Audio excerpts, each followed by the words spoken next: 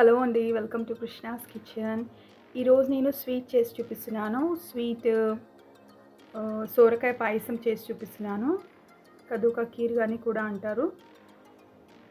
ఒకసారి మీరు ట్రై చేయండి. సింపుల్‌గానే చేసుకోవచ్చు. చాలా కమ్మగా ఉంటుంది.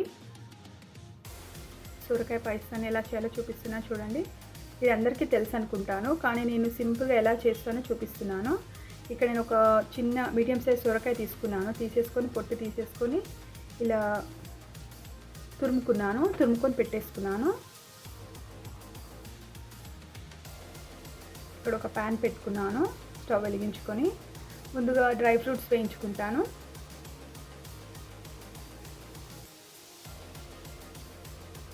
మనం పాయసం అలాంటివి చేసేటప్పుడు డ్రై ఫ్రూట్స్ కంపల్సరీ కదా. ఒక టేబుల్ స్పూన్ గీ వేసేసుకున్నాను. కొద్దిగా బాదాం, కాజు, కిష్మిష్ వేసేసుకున్నాను. బాదాం అయితే కొద్దిగా ముక్కలుగా కట్ చేసి వేసుకున్నాను. కొద్దిగా బ్రౌన్ కలర్ వచ్చే వరకు వేయించుకుంటే సరిపోతుంది. ఈ కద్దు కా ఖీర్ని చాలా రకాలుగా చేస్తూ ఉంటారు కదా. నేనైతే సింపుల్గానే చేసేస్తాను. ఫుడ్ కలర్ అలాంటివి ఏమీ యూస్ చేయను ఈ కద్దు కా ఖీర్లో, అంటే సొరకాయ పాయసంలో. డ్రై ఫ్రూట్స్ వేగిపోయాయి, వేరే బౌల్లోకి తీసేసుకున్నాను. అదే ప్యాన్లో కొద్దిగా గీ వేసేసుకున్నాను. తురిమి పెట్టుకున్న సొరకాయ తురుమునంతా వేసేసుకుంటున్నాను. కొద్దిగా పచ్చివాసన పోయే వరకు కలుపుతూ వేయించుకోవాలి మీడియం ఫ్లేమ్లో. ఇందులో కొద్దిగా వాటర్ ఉంటుంది కదా, ఇదే వాటర్లో కొద్దిగా బాయిల్ చేసుకోవాలి. మనకు తెలుసు సొరకాయలో వాటర్ కంటెంట్ ఎక్కువగా ఉంటుందని. దీనిలో ఉన్న వాటర్తోని కొద్దిగా కుక్ చేసేసుకోవాలి. ఫ్లేమ్ మీడియంలో పెట్టుకొని కలుపుతూ మగ్గించుకోవాలి మొత్తం తురుముని.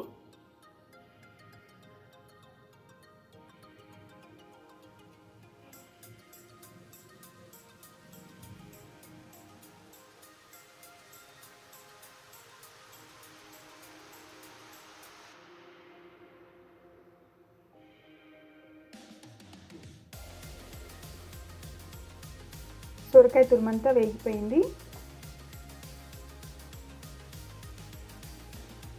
ఒక 5 to 6 minutes పట్టింది నాకు ఇదంతా వేయించడానికి. కొద్దిగా పచ్చివాసన పోయే వరకు వేయించుకుంటే సరిపోతుంది.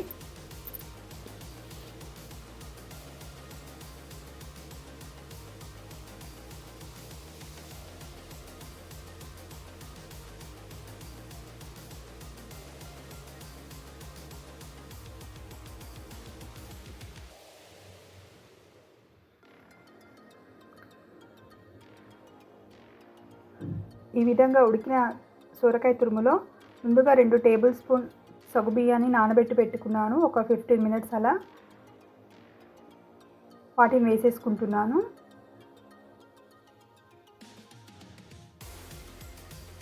సొరకాయ తురుముతోనే కలుపుతూ కొద్దిసేపు ఉడికించుకోవాలి వేసుకున్న సగ్గుబియ్యానంతా. నేను నానబెట్టి వేసుకున్నాను కదా సగ్గుబియ్యం. ఒక 2-3 minutes కలుపుతూ ఉడికించుకోవాలి సొరకాయతో పాటు.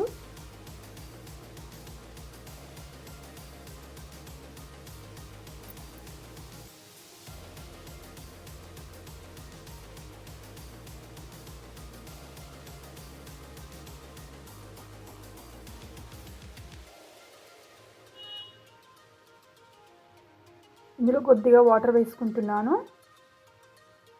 కొద్దిగా వాటర్ వేసుకొని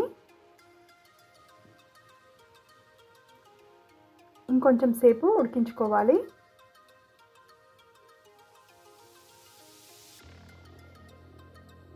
సగ్గుబియ్యం, సొరకాయ తురుము కొద్దిగా మెత్తగా అయ్యే వరకు ఉడికించుకుంటే సరిపోతుంది.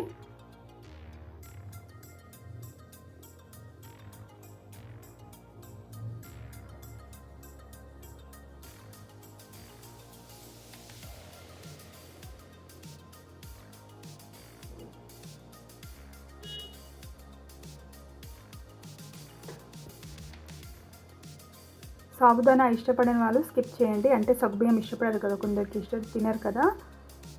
అలాంటి వారు సాబుదానా వేయకుండా ఉత్తి సొరకాయతోనే చేసేసుకోండి సొరకాయ పాయసాన్ని.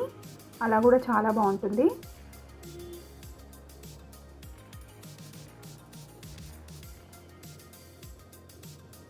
ఇక్కడ సగ్గుబియ్యం కుక్ అయిపోయింది.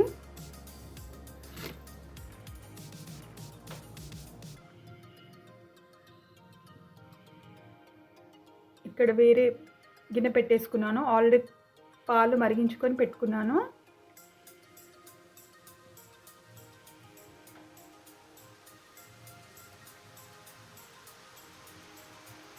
నేను కొద్దిగా క్రీమ్ మిల్క్ తీసుకున్నాను ఇక్కడ, అంటే చిక్కటి పాలు తీసుకున్నాను. బాయిల్ చేసి పెట్టేసుకున్నాను. ఇప్పుడు ముందుగా రెడీ చేసి పెట్టుకున్న సొరకాయ ఇంకా సగ్గుబియ్యాన్ని వేసేసుకుంటున్నాను.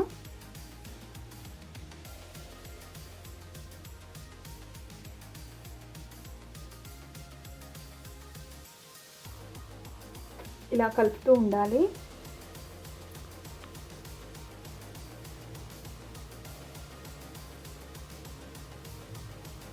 ఇలా మధ్య మధ్యలో కలుపుతూ ఉండాలి గరిటెతో, లేకుంటే కింద అడుగంటుతుంది.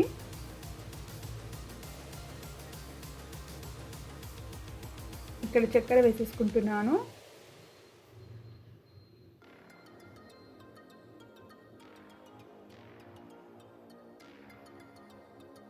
ఇక్కడ పావు కప్ కంటే తక్కువగానే వేసుకున్నాను షుగరు.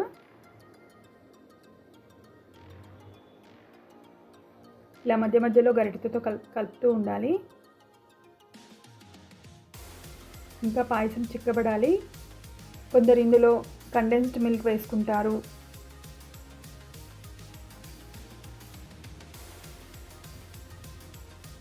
నేను ఇక్కడ పచ్చికోవా వేసుకుంటున్నాను ఫ్రెష్ది. ఇలా సొరకాయ పాయసంలో కోవా వేసుకుంటే చాలా బాగుంటుంది.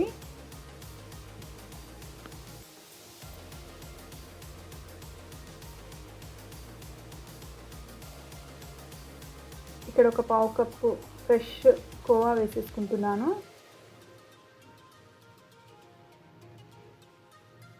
స్వీట్ ఎక్కువగా తినేవాళ్ళు కొద్దిగా షుగర్ వేసుకోండి. ఎక్కువగా తినేవాళ్ళు స్వీట్.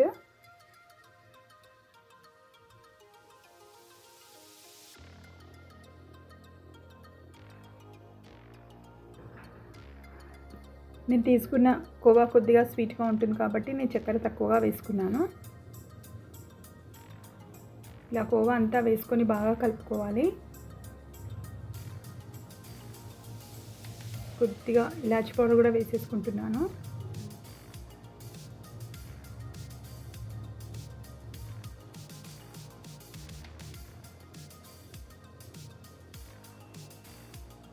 కోవా వేసాక కొద్దిగా పాయసం చిక్కబడింది.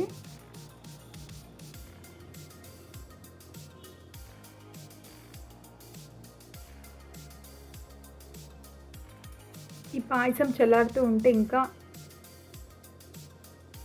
గట్టిపడుతుంది.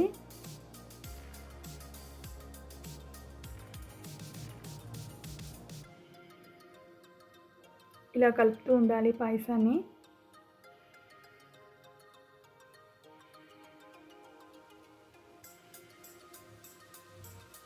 పాయసం రెడీ అయిపోయింది. ముందుగా వేయించి పెట్టుకున్న డ్రై ఫ్రూట్స్ వేసేసుకున్నాను. కొద్దిగా గార్నిషింగ్ పెట్టేసుకున్నాను. మిగతా వేసేసుకున్నాను. సొరకాయ పాయసం అంటే గ్రీన్గా ఉంటుందని కొందరు ఫుడ్ కలర్ కూడా వేసుకుంటారు, గ్రీన్ కలర్. కానీ నేను వేయట్లేదండి. ఇష్టం ఉన్న వాళ్ళైతే వేసుకోండి. మాకు కలర్గా ఉండాలి, గ్రీన్గా ఉండాలంటే వాళ్ళు వేసుకోవచ్చు. నేను వేయట్లేదు.